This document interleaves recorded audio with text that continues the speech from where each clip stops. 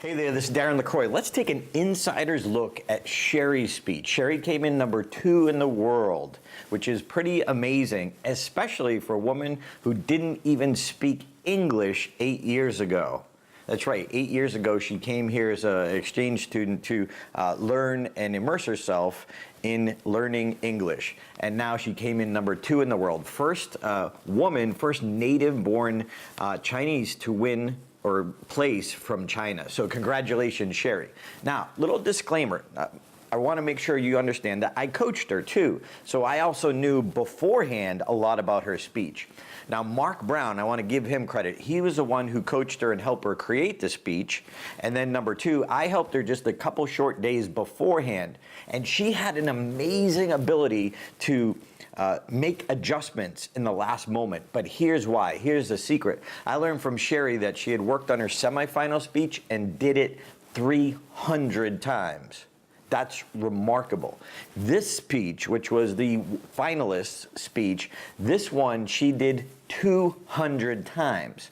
Doing a speech that much allows you to internalize it. It becomes part of you, part of your body, which allows you to make final last-minute adjustments. It's really hard to make last-minute adjustments if you're still internalizing it. So that being said, let's take a look at Sherrie's speech. Now, if you haven't already, watch it. If you have watched it, watch it again. So I encourage you to open another window and watch the speech first, and then you can pause it at the places that I'm going to comment on so you can see exactly what I'm saying. My goal is that not just you see the insider's look, but you learn more about speaking just by watching this video. And this is just the tip of the iceberg, but let's dive in. So stop. We didn't even start yet, right at 0-0. Notice she's starting her speech from her back turned. Now, that is attention getting and engaging, like what's she doing and why. Now, she didn't just do it for the sake of doing it. She did it because it's part of her message. That's really crucial to understanding. Everything's connected to your message. It either has to clarify to help make it sticky, or it's going to take us off on a tangent.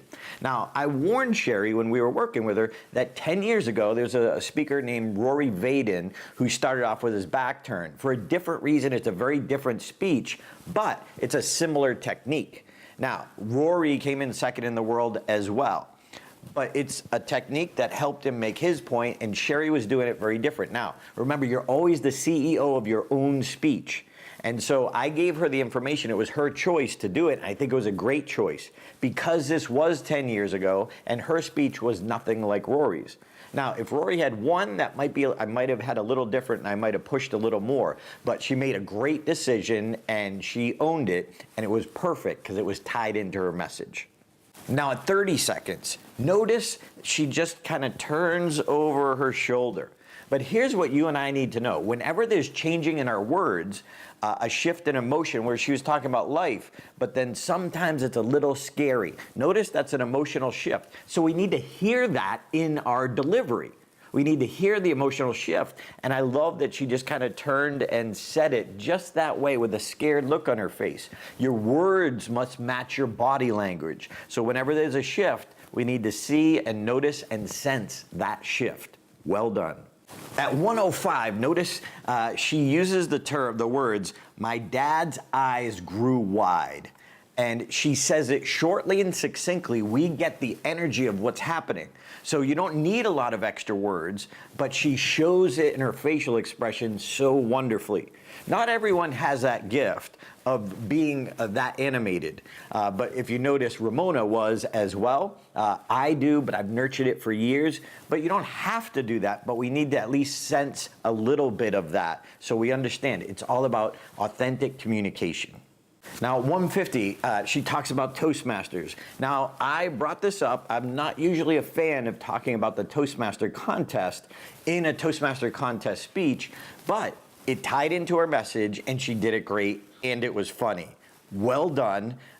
That's why I just advise it's the writer and the deliverer of the speech. They're the CEO. I'm just the outside consultant.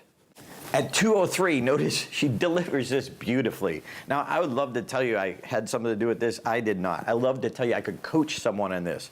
But when she said, Jim's little eyes were sparkling, that's just classic Sherrie. That's who she is, and it's just adorable. Now, The beauty of it, what I was so proud of her, was the fact that she was able to do that under the pressure of the contest. The delivery was adorable, and we could sense the feeling and the emotion behind her then boyfriend, or going to be boyfriend, Jim, now her husband.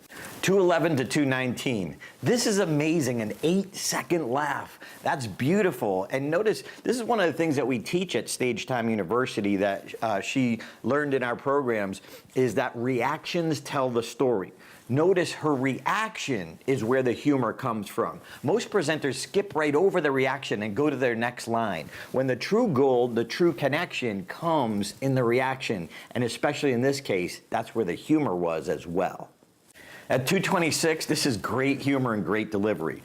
When we teach at the humor camp, we take the audience down one direction, get them thinking one way, and then switch it.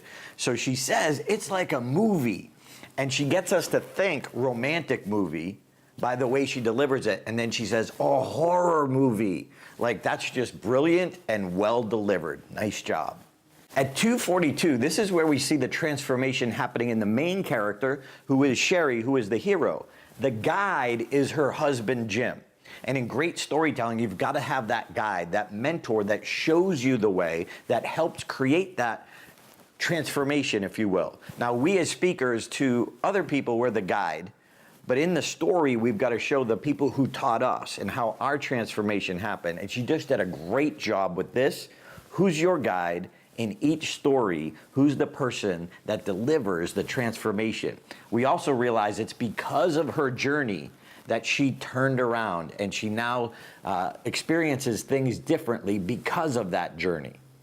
At 256, she just gets a great laugh. Again, a Toastmaster reference, and it works so well. In fact, one of the other people who coached her, Maureen Zapala, helped her take one of her lines and make it even funnier, the Toastmaster line, and it was just really well done. Again, she was the CEO. She took that advice from Maureen and incorporated it really well. So one of the underlying tools that really made Sherrie's presentation stand out was Sherrie. Her presence up there and just loving the moment and being there connected with the audience, you just couldn't help but love her. That part is incredibly hard to coach, but she does it naturally. Part of the reason she was so present, again, goes back to doing it 200 times. Now, the video that Toastmasters posted, this is just a highlight video, just 3 minutes of these 7 minutes. So if you want to see the whole one, you could go to Toastmasters on demand and check that out and purchase the whole contest video. What was taken out, which was, I think, one of the most powerful moments of her speech, is when she is confronted by her mom, and her mom says, your mom or your dad, choose one. And her reaction to that, again, it wasn't in the highlight video, but her reaction to that, choose one. Like, your heart just went out to this young child when Sherrie was young, and her mom confronted that. And she did a beautiful callback later in her speech as to why she had this fear of relationships, because she didn't want her to ever have to say that same line to her child. The pause and the power of not only the well-written part of that speech, the dialogue, but then her reaction to it. And then later on the callback, that's really what made her message come through. So since I coached Sherrie, I asked her for some advice to pass on to you, to other speakers and competitors. I said, Sherrie, what would you pass on? And she said 2 things that were brilliant. Number 1, you can't be great by yourself. She realized that she needed all insights from different coaches in order to grow so quickly and have such a powerful presence and speech. Number 2, she said, you have to stand for something bigger than yourself. And what that does is gets you to work harder. What I love about this is just great insight, is she really cares about her message. When you really care about your message and you make it a mission, you'll work harder and you'll go deeper inside yourself than you would if it's just creating a speech. One more insight from Sherrie. On a call last night, she says, when you can stop caring about winning, you're one step closer to winning. When you're just there and having fun and not concerned with the contest itself and more about your audience, and just have fun, you'll do better. Great advice, Sherrie. I hope this insight has been helpful to you. This is just the tip of the iceberg. If you like this, make sure you check out the other videos that I did critiquing Anita's, as well as some of the other semifinalists, and especially Ramona's. So make sure you check those out. And if you're serious about becoming a presenter, one that everybody loves, please take the time to check out Stage Time University. I love the quote by Jim Rohn. He said, "You are the average of the 5 people you spend the most time with." So connect with 5 of the best speaker coaches on the planet inside my university so we can help you become a master faster. So check out Stage Time and see what we can do for you, helping you become the presenter everyone loves. Join us.